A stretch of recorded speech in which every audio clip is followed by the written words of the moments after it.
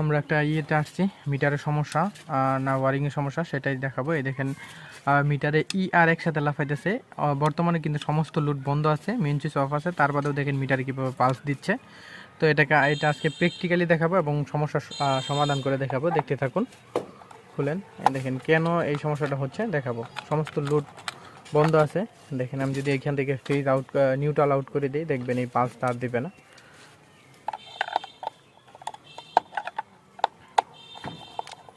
এটা হলো ওয়ারিংয়ের সমস্যা, যার জন্য এমন হচ্ছে।